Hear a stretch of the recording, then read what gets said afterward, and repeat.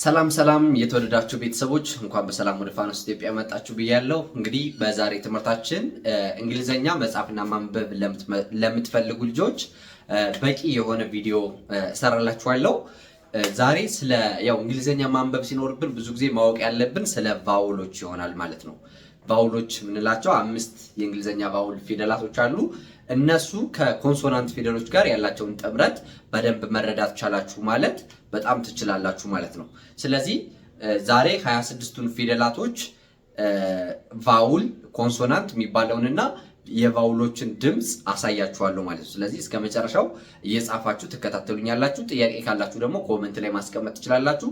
ከዚህ ባለፈ ደግሞ በውስጥ መስመርም ስለምናስተምር በውስጥ መስመር እኛ ጋር አናግራችሁኝ ትምህርታችሁን በሳምንት 5 ቀን በቀን አንዳንድ ሰዓት መማር ትችላላችሁ ማለት ነው። ስለዚህ ወደ ክላሳችን ስንመለስ 26 ፊደላቶችን መጀመሪያ ያሳያችኋለሁ፣ ድምጾቹን አብሬ ያሳያችኋለሁ ማለት ነው። ሶ እንግሊሽ እላለሁ። እንግዲህ በእንግሊዘኛ 26 ፊደላቶች አሉ። እነሱ ነው የምንጀምር ዛሬ ማለት ነው። 26 ፊደላቶች 26ቱ በሁለት ይከፈላሉ። ስሞል ሌተርስ እና ካፒታል ሌተርስ ተብለው ማለት ነው። ስለዚህ ስሞል ሌተርስ ከዛ ደግሞ እዚህ ላይ ካፒታል ሌተርስ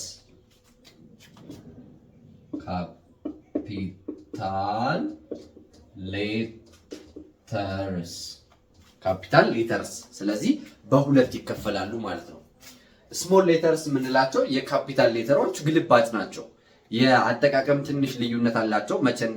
መቼ እንደምንጠቀማቸው እሱን በቀጣይ ከፍ እያላችሁ ስትሄዱ ነው የምንደርስበት። ስለዚህ ዛሬ 26ቱን ፊደላቶች ከነባውሎቻቸው እናያለን ማለት ነው። ስለዚህ ከስሞል ሌተሮች ስንጀምር ኤ ቢ ሲ ዲ ኢ ኤፍ ጂ ኤች አይ ጄ ኬ ኤል ኤም ኤን ኦ ፒ ኪው አር ኤስ ቲ ዩ ቪ ኦ ፒ ኪው አር ኤስ ቲ ዩ ቪ ደብሊው ኤክስ ዋይ ዜድ እንላለን ማለት ነው። ስንት ናቸው? 1 2 3 4 5 6 7 8 9 10 11 12 13 14 15 16 17 18 19 20 21 22 23 24 25 26 ማለት ነው። እነዚህ ስሞል ሌተርስ እንላቸዋለን ማለት ነው። ስሞል ሌተርስ። ስለዚህ አሁን ደግሞ በማን እንጽፋለን? ካፒታል ሌተርስ ማለት ነው። ካፒታል ሌተር የምንላቸው ደግሞ ኤ ቢ ሲ ዲ ኢ ኤፍ ጂ ኤች አይ ጄ ኬ ኤል ኤም ኤን ኦ ፒ የምትባለዋ ይችን መሰለችብኛ። ስለዚህ ፒ የምትባለዋ እንዴት መሰላችሁ? እንደዚህ ነች። ፒ ኦ ፒ ኪው አር ኤስ ቲ ዩ ቪ ደብሊው ኤክስ ዋይ ዜድ ትላላችሁ ማለት ነው። ስለዚህ እነዚህ ካፒታል ሌተርስ ናቸው፣ እነዚህ ስሞል ሌተርስ ናቸው ማለት ነው። በሌላ አባባል እነዚህ በትልቁ ብለን የምንላቸው ፊደሎች ናቸው፣ እነዚህ በትንሹ የምንላቸው ፊደላቶች ናቸው ማለት ነው። ሶ አንዴ እናነባቸውና ስሞል ይሄ ምንድነው እንትን የሚባሉትን ደግሞ እናያለን ማለት ነው። እሺ እዚህ ጋር ስሞሏን ነው የደገምኳት። ስለዚህ እንደዚህ ነገር ነው የምትሆነው ማለት ነው። ሶ ኤ ቢ ሲ ዲ ኢ ኤፍ ጂ ኤች አይ ጄ ኬ ኤል ኤም ኤን ኦ ፒ ኪው አር ኤስ ቲ ዩ ቪ ደብሊው ኤክስ ዋይ ዜድ እንላለን ማለት ነው። እሺ ስማቸው በተመሳሳይ ነው እዚህ ላይ የምናነባቸው ማለት ነው።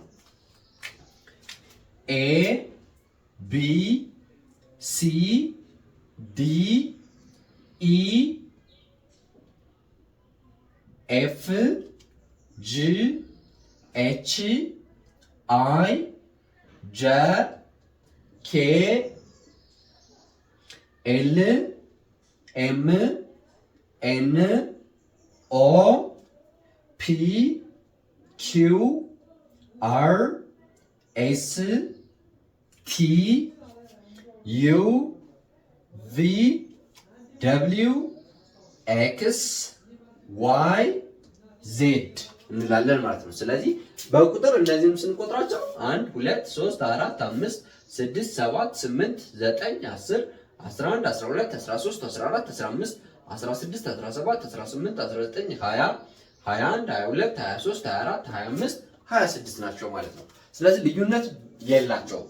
ስናነብ አሁን ለምሳሌ እዚህ ላይ ካፒታል ሌተር ብዬ ጻፍኳቸው አብዛኞቹ ከዚህ የወጡ ናቸው፣ ከዚህ ላይ ማለት ነው። ይህም ስሞል ሌተር ስልም እዚሁ ነው የወጡት። ብዙ ጊዜ ለመጻፍ የምንጠቀማቸው እነዚህ ስሞል ሌተሮችን ነው።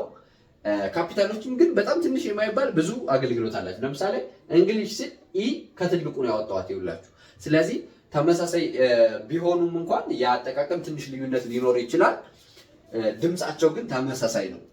ነገር ግን እንግሊዘኛ እነዚህን አጠናችሁ ማለት ማንበብ ትጀምራላችሁ ማለት አይደለም። እነዚህን ካወቃችሁ በኋላ ይህ ስማቸው ነው። ይህ ስማቸው ነው። ኤ ቢ ሲ ዲ ኢ ኤፍ ጂ ብሎ ስማቸው ነው። ሲነበቡ ግን ሌላ አይነት ነው የሚሆነው። ስለዚህ ይሄ ፊደሎችን ለማወቅ ነው እንጂ ቢጠቅማችሁ ይሄን አይነት አነባብ ድምጹን ለመለየት አይጠቅማችሁም ማለት ነው። ስለዚህ ድምጻቸው ያሉት ኤ እንደ አ ነው የምትቆጠረው። ኤ እንደ አ ይውላችሁ፣ እንደ አ።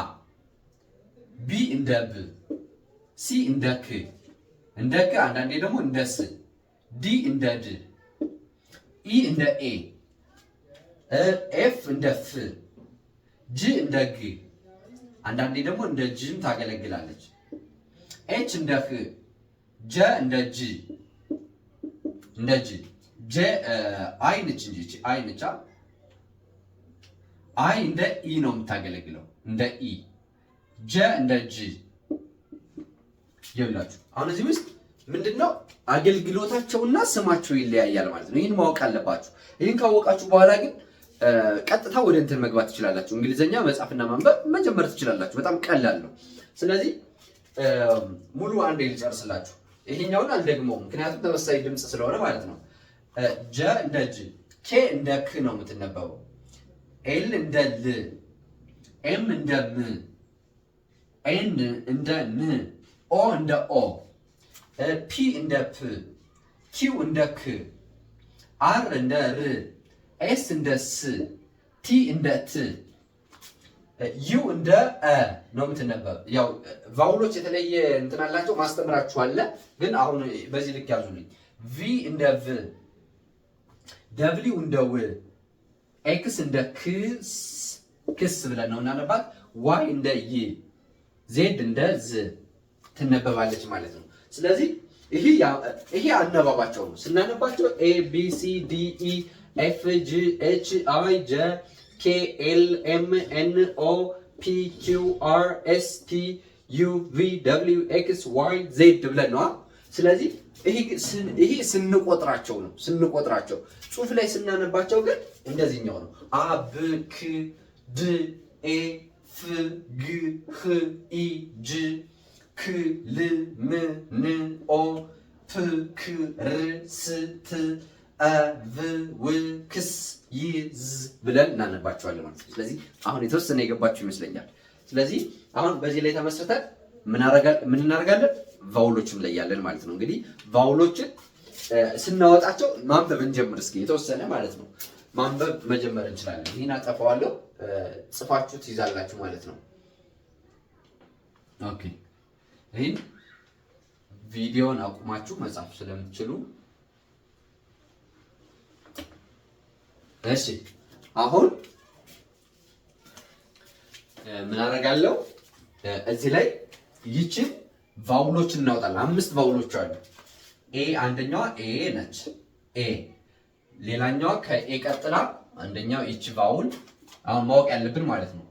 እች ቫውል እች ቫውል እች ቫውል ነው የታለች እች ቫውል። እነዚህ ማወቅ አለብን ማለት ነው። ኤ ኢ አይ ኦ እና ዩ ስንት ናቸው? 5 ኤ ኢ አይ ኦ ዩ እነዚህ ፊደሎች መታወቅ አለባቸው ማለት ነው። ኤ እንደ ማን ትነበባለች? እንደ አ። ኢ እንደ ኤ እንደ ኤ። አይ እንደ ኢ። ኦ እንደ ኦ። ዩ እንደ አ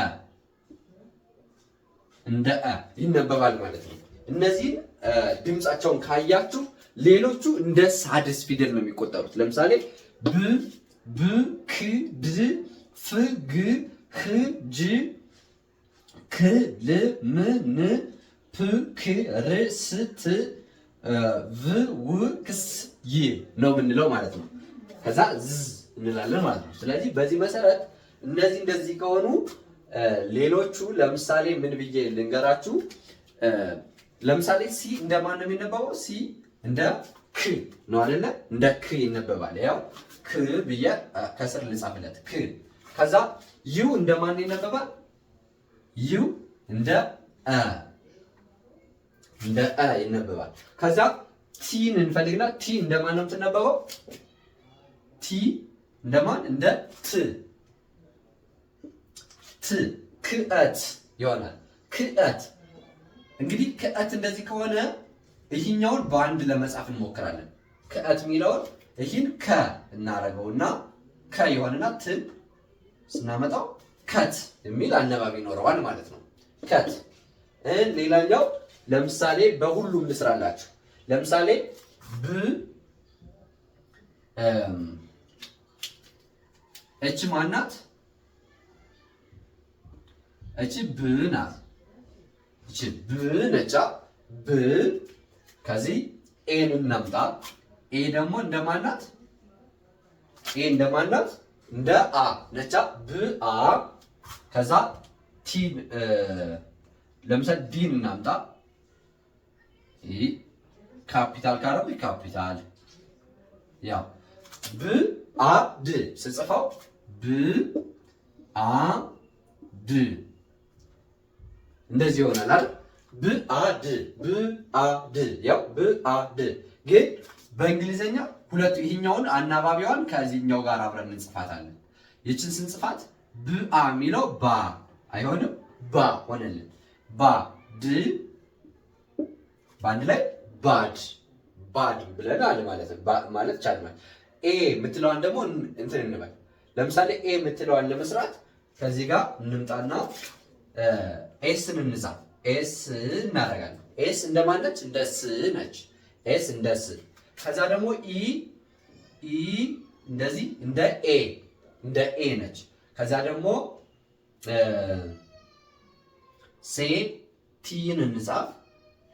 ቲ ደግሞ እንደ ት ነው የምትሆነው ማለት ነው። በአንድ ላይ ስ